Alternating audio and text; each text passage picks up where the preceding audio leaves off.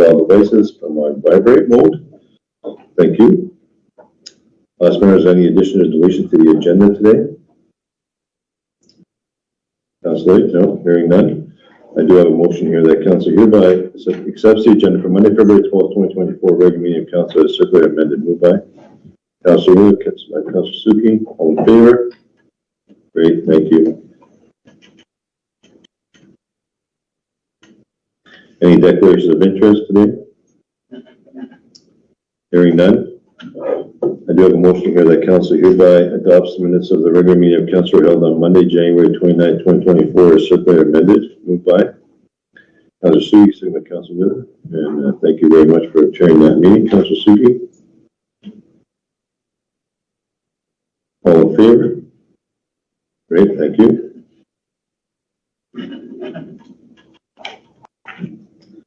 There was no unfinished business, no council reports, student council reports. Councillor Pershane today, how are we doing? So last week on the 6th and 7th, we hosted NSSS semifinals from hosting teams from all around the region.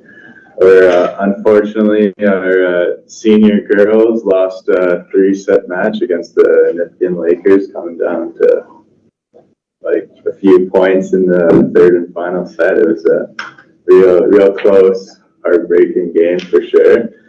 But on the brighter side, our other 3 teams took the first seed and are competing in Chapleau tomorrow and on Wednesday for the banner. Great, thank you. Councillor Ed. Falcons are now 1 week into semester 2, where we started off with hot food served by a partnership between our school and Sherrard, your independent grocer. So that was a good way to get into the second semester of our school year. Great. Any questions of our student councillors? Thank you very much. And we'll have a report on Winterfest. I encourage you and then all the other students to come on out and participate in those. And maybe if you're up in that on Sunday morning, you can come and help council flip a few pancakes and fry a few sausages as well as part of the council team. So the offer's out there, so just see who shows up Sunday morning. Anyway, we'll have an update on that regards as well. So thanks for that. Up we have administration receive report, verbal update on 2024 budget. Mr. Skorczynski. So not a lot to update on with respect to the budget since January the 29th.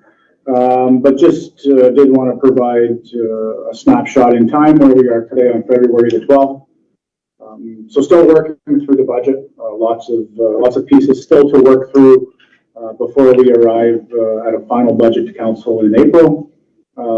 Capital projects based on the approvals council gave on January the 29th. We're moving forward with those. Labor and energy costs, working through trying to verify those and get them as close as we can to budget numbers based on projections that we see for 2024. Working on the $2.85 million required for the Active Living Center development, looking at various sources on how to fund that. As council recalls, we are looking at bringing a report to council likely the end of February with respect on how administration recommends we fund that piece to get us to construction ready. So definitely on track with that. And we'll have something to bring to council the latter part of February. All of our managers are verifying line items from a revenue perspective. Obviously, this is one way that we can take pressure off of the levy to make sure we have accurate revenue projections. And then the same thing in looking at our cost centers, making sure that we have accurate numbers. Particularly now we're about 2 months into 2024, so we have a better sense on where we're going to land towards the end of the year. With respect to the January 29th meeting, just did want to verify with council. We haven't sent out any notices yet to any of the groups that made presentations, but want to verify those numbers with council today so we can do that so they can move forward with planning and projects with respect to their organizations. So on January the 29th, council did approve $170,000 for the public library, $15,000 for the community collective, $60,000 for the Group of 7 Trails Association, $10,000 for the Marathon Snow Pickers, $15,000 for the Historical Society and Museum, and $10,000 with respect to the Cross Country Ski and Snowshoe Club. The other request that we had was looking at the potential outdoor pickleball courts at Lakeview Community Hall. Mr. Paris is working on that.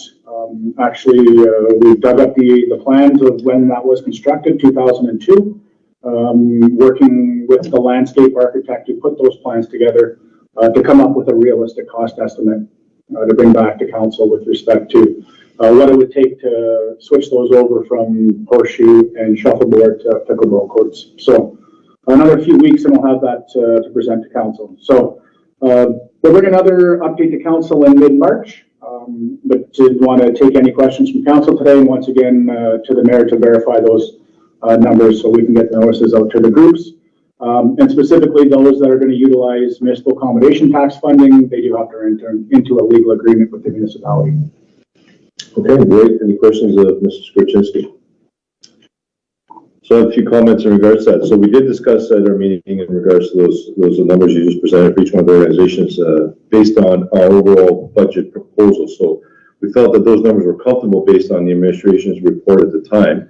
But going back to your side and looking at all those, and you feel comfortable enough that with your discussion with your managers that those numbers can stay static right now based on the information we were provided with at the last meeting on the 29th, so that we won't have to come back and say, okay, whoa, based on the information that you received, might be some changes in any of those numbers.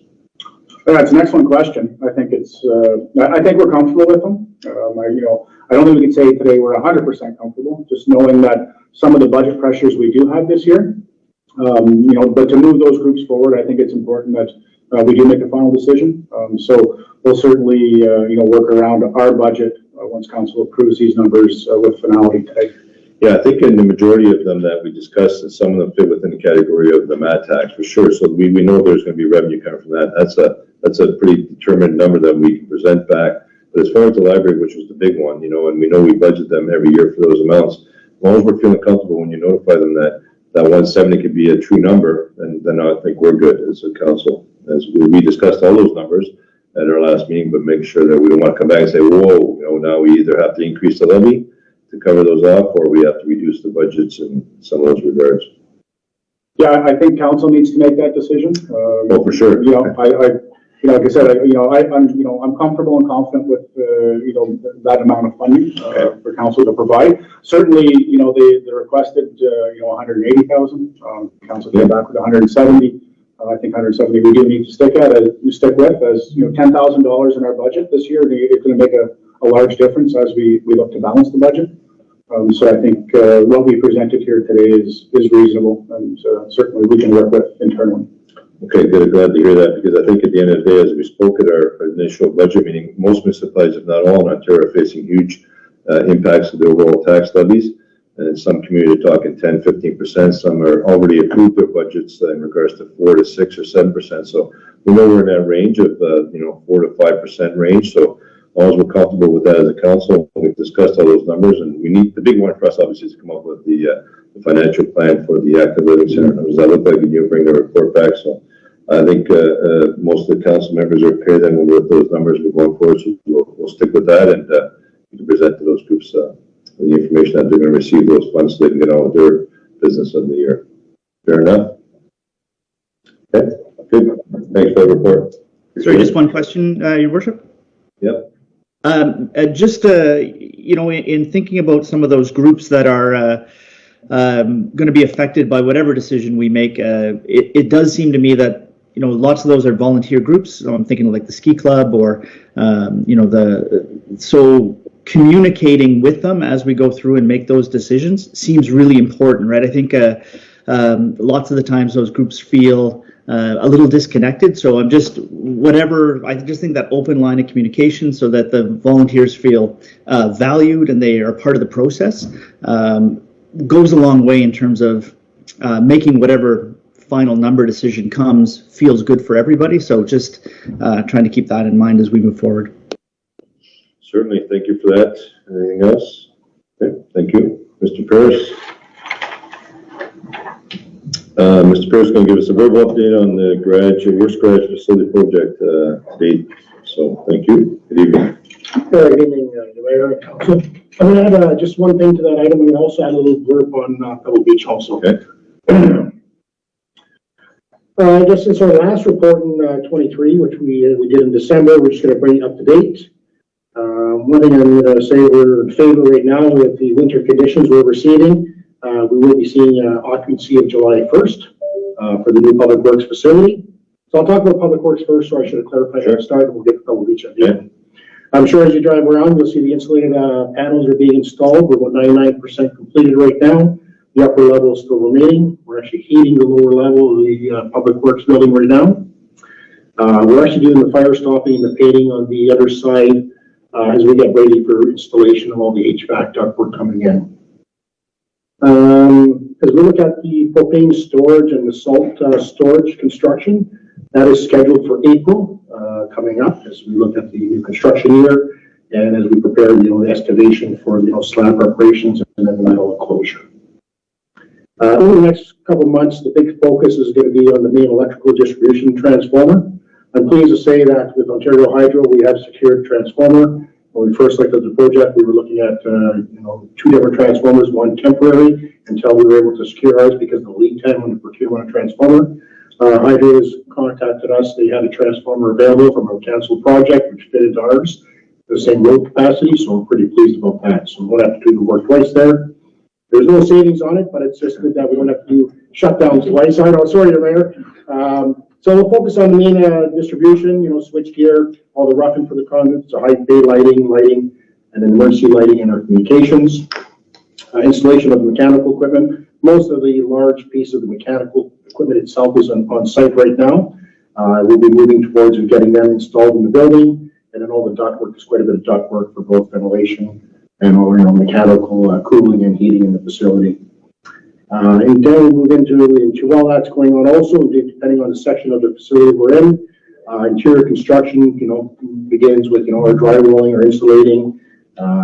We've got reflected ceilings going in, interior doors, door hardware. Then moving forward to, painting on the walls, the trim, our tiles, both for change rooms, washrooms, and then our flooring and millwork and cabinets and countertops. The 10-ton crane, 77,000-pound platform lift and the wash bay equipment have been manufactured. They're all sitting in inventory waiting to be transported. We've got that scheduled right now with CGP for mobilizing the first week of April. So the minute it shows up, it's going right into its position. So I'm pleased to say that there's no more delays on that. We finalized the color selection this week. We went with working with their architect and their interior design team. We stuck with the gray color schemes because we're being mindful of the the facility that we're operating. It's it's not always the most pleasant, clean environment as we could be working on water, sewer, or on equipment. So we went with the gray tones, and we'll be running from sheet vinyl to safety vinyl in certain applications based on if we have some concerns about slippage in water. And as well as the concrete finish. So everything's sort of blending together with the nice natural colors and the soft tones and the grays.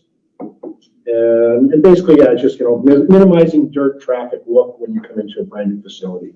So I think we're pretty pleased with the color selection we've done, working with the architect team. So in a nutshell, really that's where we're at in the construction. Winter has been very favorable for us, got us back on track. And I'll be touring the Mercury this week into the facility so they can have a peek, and we'll be able to put a public putting some pictures on the local paper coming up. So any questions on the Public Works facility?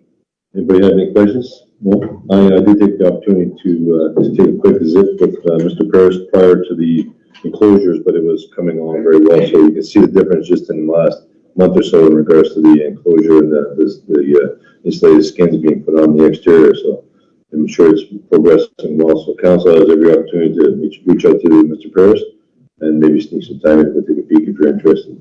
Absolutely. Good, thanks. Just, Your Worship, if I could add, we are going to plan a grand opening for, once completed in the summer, where the public have an opportunity to see the building as well.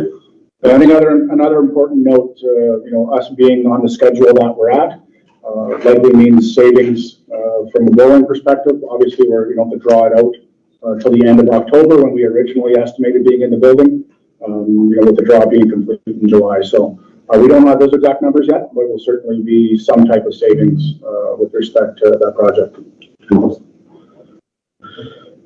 All right, so moving on to the Pebble Beach project.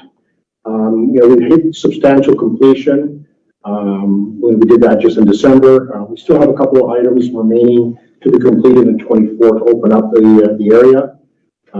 Two items that we're really focused on right now is the pedestrian signage for safety for the stairs and the boardwalk. We just received the signage last week, and we'll be installing that ground, depending on the ground. We're hoping for April to have the signage put in. The other item we're still struggling with, but there was some good news today in my discussion with the contractor, the 10-inch round cedar logs that we're waiting for the parking lot barriers. They are now in the queue for milling. We don't have an exact date when we're going to receive them, but it's a good sign that production now is going to be hitting the next level. There are alternates we can go with. We could go with pine, but we want to be very adamant on sticking with the cedar just before the longevity of the product, and we're not going to end up with ants and everything chewing it out. So we'll wait our turn and we'll get it in. And like I said, we're expecting to have all that installed in April for sure. There's some minor deficiencies, like any other project. They've been addressed with our consulting team. Basically we have a bit of electrical conduit finishing to do, some resetting of some plants. We got to replace a couple of fascia boards on the benches that we weren't happy with as owners. The handrail extension, we wanted that to be a little longer on the extension of 300 millimeters. Little things like that will get cleaned up, and some final site cleaning and some landscaping will take place in the spring. If you go down to Pebble Beach right now, you'll notice that the area still remains to be off limits. We had to actually, move the barricades up a bit to allow the public to have a bit of viewing. And the minute we did that, we have our vandals that are driving all over our landscaping areas that are, the sod is not even germinated yet. We've actually put those back up to keep the public out of it. So trying to be mindful of, the additional landscaping work that we got to do now and the extra costs and the reseeding. We will be scheduling a grand opening. We're anticipating to have all the work done in April and a grand opening in May, and we feel very comfortable with those timelines right now. Good. Any questions on regards to Pebbles? Hearing none, thanks for that update. Always like everything, it's frustrating that we were delayed, but it is what it is, right? It is, yes. Okay, thanks, Mr. Curtis. Appreciate that. I'm assuming you're going to give us an update in regards to the upcoming winter carnival activities here in Marathon through the Winterfest. Good evening. Good afternoon. I just wanted to provide an update and go over the schedule for the Winter Festival that's coming up for this Family Day weekend. Our local businesses and groups, organizations have come together to create a weekend full of events and activities. Things will be kicking off as early as Thursday afternoon. On Thursday, we have the Marathon Family Health Team hosting a hot cocoa and care session from 12 to 5 at their new group space location next to the library. Marathon Family Health Team will also be hosting a mix and merch nature adventure at Penn Lake Park. So we have a chance to make trail mix and walk the Penn Lake Trail as a group. We will be hosting an open house with hot chocolate and trivia games at their office location. Pick River Development Corporation will be hosting a weekend-long window painting. The competition will begin on Thursday and will wrap up on Monday at noon. The Hawksell Family Fishing Derby has already begun, but will continue on to Sunday, with prizes being held at the arena lobby. The Marathon Legion will be hosting their regular ring night on Thursday. Moving on to Friday, the Town Marathon will be offering free skating from 10 a.m. till noon and 6 to 7 p.m. Family shinny and adult shinny will also run as normal with free attendance.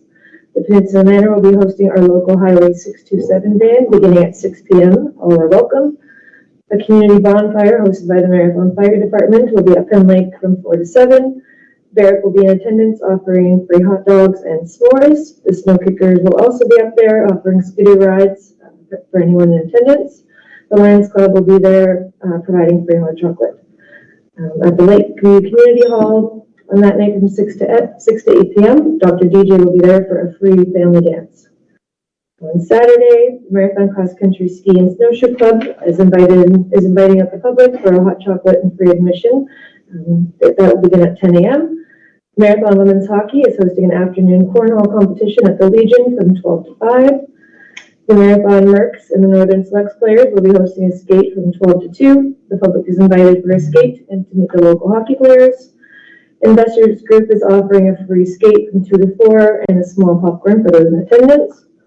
The library will be hosting crafts from 11 to 2. The Marathon players will be presenting a murder mystery party at 7 p.m. in the basement of the United Church. The Legion will end the night with a 90s retro themed dance for adults with music by Dr. DJ.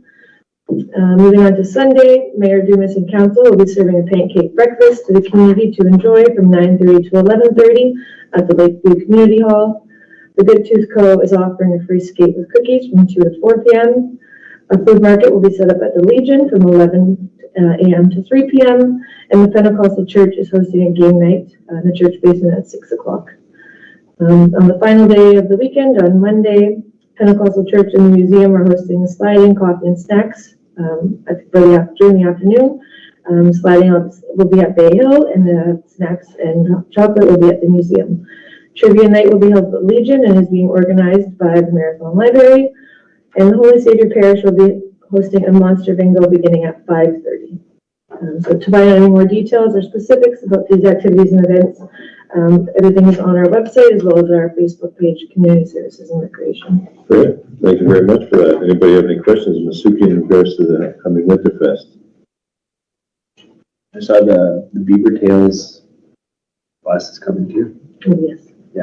What do we have on, Good. on Friday?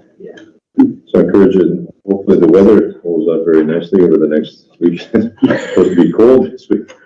That's okay, get out, bundle up and have some fun. We're all northerners and we can handle it that cold. So thank you very much for organizing that. And also good, great thanks to the business community and the volunteer groups that have been supportive of this and helping out. And hopefully we can get back on track for a great traditional Winterfest activities. And it's good to see it starting up here. So appreciate that. Thanks. See you this weekend. Youth councilors, remember Sunday morning? 9:30? Right on. Good stuff. Thanks. Appreciate it. So will you need any help from council members in regards to anything else? Just reach out to us and if we're available. We'll definitely help out in any activities. But it sounds like a lot of the volunteer groups and organizations have stepped up to the plate and done all that. So thanks. Appreciate it. Okay, next we have some new business requests and the motions in regards to supported resolutions. One from the municipality of Calvin and their resolution pertaining to basically fire safety, fire impacts, and request in regards to multiple things around fire and fire safety. And as we speak, we have a very low snow load right now this year, and which could be similar for the rest of the winter, but hopefully more comes, and that could bring on more threats in our backyard, literally. So what they're asking for, in the big scheme of things, it's a multiple request, and whereas I'll read it, therefore be resolved that the Council Corporation Council of Township Burgess encourages federal governments to commit more additional funds for cost sharing with the provincial firefighters and to consider the development of national strategy of firefighting.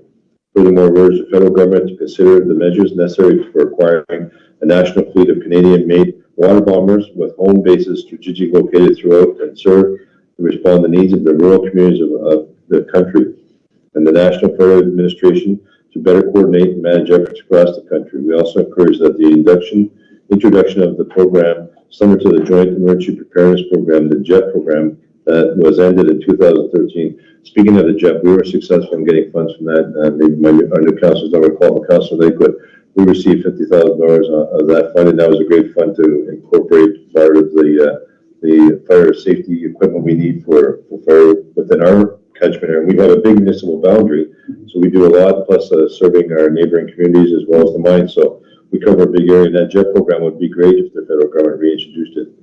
So they're looking at that, and they're asking the government Canada to look at that and support more of that. So the motion here is that Council hereby supports the attached resolution received from the municipality of Calvin pertaining to the provincial and national firefighting strategy. Further, that a copy of this motion be forwarded on to the individual listed on the original resolution. Moved by Councilor Wilson with Councilor Key. Any questions of that motion? Hearing none. Pretty straightforward, and I think anything we can help with the safety of our communities and regions. And when the Fort Mac fire actually happened, our then fire chief, Mr. Kirster, mentioned about the huge impact it had within that whole region, and then Hayes Lake as well. So there's many areas that were impacted greatly. We know that every year it changes, but we certainly live in the bush and we've got to be aware of that. So hopefully we've always been fairly lucky. Fire's been put out quickly, but it could happen. So any more funds we can get is strategically placed. I like the idea of strategically placed bombers throughout the countries would be beneficial as well. Okay, all in favor? Carried, thank you. Next, we have a motion resolution from the Thunder Bay District Municipal League requesting their support in regards to the flashing lights on highway construction zone stop signs, and further copies motion before on to the individual list on the original resolution. Moved by Councillor Suki, sent by Councillor Lees. Any questions, comments? This one is in regards to the safety of highway construction workers more than anything. And I personally had impacted this with my son, and we've been pushing for this for years. This is a device that should be incorporated in all construction sites on highway. It's simply a box with an arm. The arm comes down, it's got a flashing red light like you would see at a stop sign, saying that there's construction, that you must stop. There's still a flagger there, but the flagger is not standing out in the middle of the highway. So it's a very safe device, and it probably wouldn't cost a construction company a lot of money, but it requires them to be considerate of the safety aspects about their employees on the side of the highway. So I think it's a great resolution. Any other questions or comments on that? Also had a comment, just like, I can see like how something like this would be super useful. Like we've all driven that stretch recently on the west side of Nipigon. It's 70, 90, 70, 90. You don't even know what you're driving. And all of a sudden there's a flag out and just out of nowhere, right? So it's Statistic across Ontario, there's many flaggers that get hit annually on the highways, and some get killed because of the impacts they receive. So by having this arm, and there are some companies that already purchased them, and the arms are very simple. They're just, like I said, a little box with an arm with a flashing red light, and the flagger is there. But the flag, the box, and the arm is out on the highway, not the flagger. Yeah. So it makes a huge difference. So. Yeah. Okay. With that being said, we'll support that. All in favor? Yeah. Very great. Yep. Thank you. Anything else before we adjourn?